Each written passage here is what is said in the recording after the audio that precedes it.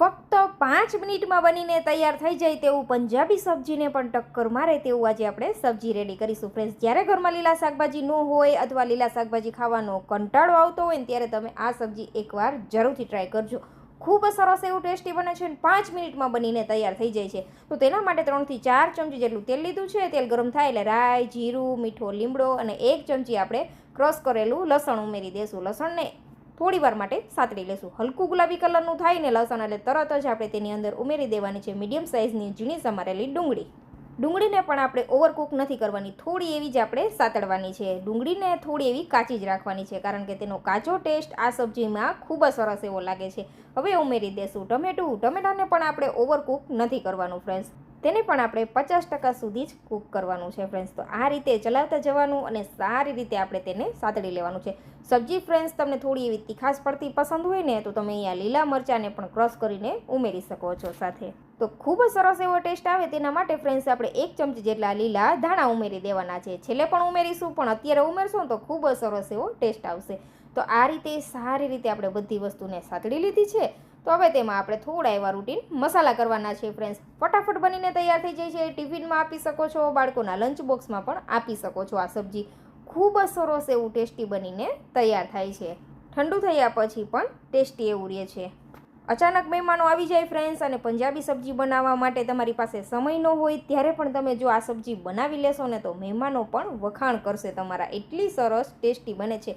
તો હવે થોડો એવો હળદર પાવડર, સ્વાદ અનુસાર લાલ મરચું પાવડર ઉમેરી દેવાનું છે અને થોડું એવું ધાણા જીરું પાવડર ઉમેરી દેવાનું છે. આટલા માપથી ફ્રેન્ડ્સ આપણે 2 વ્યક્તિઓને સર્વ કરી એટલી સબ્જી બનીને તૈયાર થશે. તીખાશ તમે તમારા પસંદ અનુસાર વધુ ઓછી ઉમેરી શકો છો. લીલું મરચું ઉમેરો તો ઓછું એવું તમારે લાલ મરચું ઉમેરવાનું છે. હવે ગેસની ફ્લેમ મીડિયમ કરી દઈશું અને મીડિયમ ફ્લેમ ઉપર જ ફ્રેન્ડ્સ આપણે આ બધા મસાલાને સારી રીતે સાતળવાના છે. તમે અહીંયા જોઈ શકો છો ટમેટા પણ સરસ એવા સોફ્ટ થઈ ગયા છે ફ્રેન્ડ્સ. તો આજની આ રેસીપી તમને થોડી પણ યુઝફુલ લાગે તો પ્લીઝ ફ્રેન્ડ ચેનલને સબસ્ક્રાઈબ કરજો. વિડીયો તમારા ફ્રેન્ડ્સ અને ફેમિલી મેમ્બરમાં શેર કરવાનું તો ભૂલતા જ નહીં. હવે ફ્રેન્ડ્સ તમારે સબ્જીમાં જેટલી ગ્રેવી જોતી હોય ને તે મુજબ તમારે પાણી ઉમેરવાનું છે. તો આપણે ટોટલ અહીંયા અડધા ગ્લાસ જેટલું પાણી ઉમેરેલું છે. પાણીમાં આ રીતે બોઇલ આવી જાય ફ્રેન્ડ્સ પછી આપણે તેની અંદર ઉમેરી દેવાનું છે મિક્સ નમકીન એટલે કે ચવાણું. આ સબ્જી ફ્રેન્ડ્સ એટલું સરસ ટેસ્ટી બને છે કે આમાં તમારે કોઈ પણ પ્રકારના વધુ મસાલા ઉમેરવાની પણ જરૂર નથી. એકવાર જરૂરથી ટ્રાય કરજો.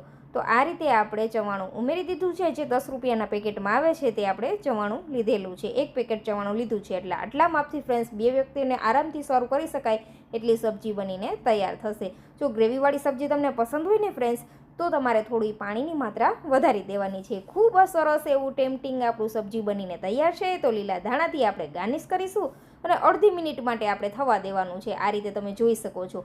જો ગ્રેવી વધુ જોતી હોય તો તમારે ફ્રેન્ડ્સ અહીંયા ગરમ પાણી ઉમેરી દેવાનું. તો સબ્જી આપણું તૈયાર છે. આ રીતે કિનારાથી તેલ છૂટું થઈ જાય ત્યાં સુધી આપણે થવા દીધેલું છે ફ્રેન્ડ્સ. તો અહીંયા જોઈ શકો છો આ રીતે સબ્જી આપણું સરસ એવું ઘટ બનીને રેડી છે. તો ગરમા ગરમ સબ્જીને ફ્રેન્ડ્સ તમે રોટલી, પૂરી, પરોઠા કે ઈનો બનાવો ને તો પાઉં સાથે પણ તમે સર્વ કરી શકો છો. ખૂબ જ સરસ એવું ટેસ્ટી લાગે છે પાઉં સાથે. તો ઉપરથી ફ્રેન્ડ્સ આપણે ડુંગળી અને ટમેટાં ઉમેરી દઈશું.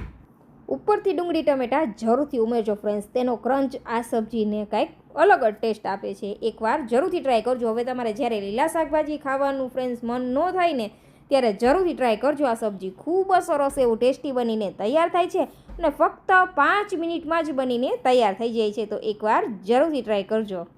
આ સબ્જી ઠંડુ થયા પછી પણ સરસ એવું ટેસ્ટી લાગે છે. જો તમે તેને ટિફિનમાં ભરવાના હોય ને ફ્રેન્ડ્સ તો ગ્રેવીની માત્રા થોડી વધારી દેવાની જેથી શાક છે તે એકદમ ડ્રાય ન થઈ જાય. આને તમે પાઉં સાથે જરૂરથી ટ્રાય કરજો.